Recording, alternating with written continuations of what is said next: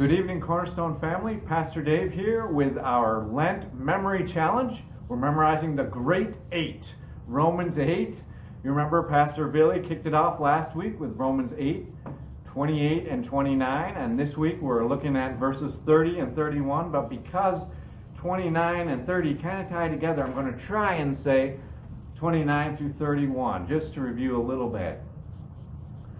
For those whom God foreknew, he also predestined to be conformed to the image of his Son, in order that he might be the firstborn among many brothers.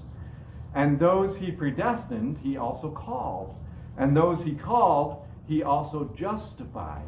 And those he justified, he also glorified. What then shall we say to these things? If God is for us, who then can be against us? And so this is an amazing passage tying together 5 aspects of our salvation. It starts with foreknowledge, moves to predestination, then justification, calling, justification, and glorification. Let's just talk a bit about these. First of all, the predestined can also be choosing. It's God's plan. It's something he decided at the beginning of time.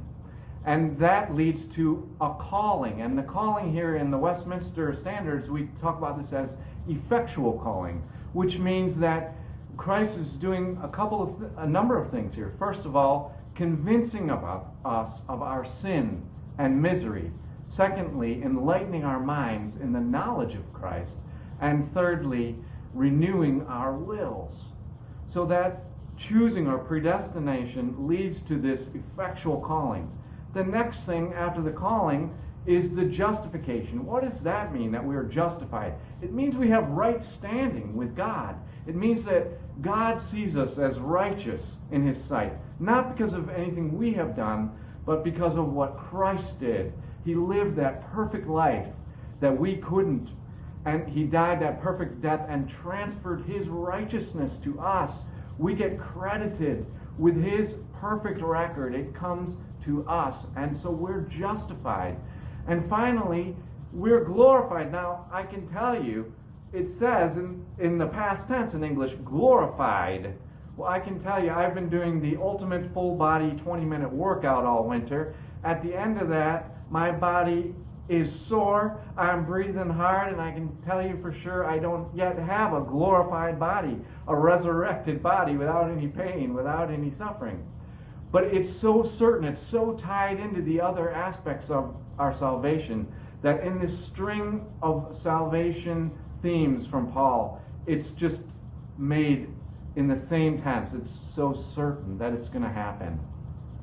And Pastor Billy, if you noticed him limping, he injured himself running. He would also tell you, my body isn't yet glorified, but it's a certainty that we will have resurrected bodies, that we will be like Christ, our elder brother, who went before us as the firstborn.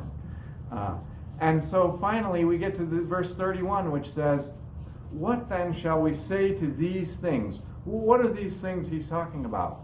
Well, the section of Scripture actually starts with the topic of suffering. If we go back into verse 18 of Romans 8, we read this. It says, for I consider that the sufferings of this present time are not worth comparing with the glory that is to be revealed to us. And so that's the key, is that the glorification is a hope for us in our present sufferings. And then he says, what shall we say to these things? If God is for us, who can be against us?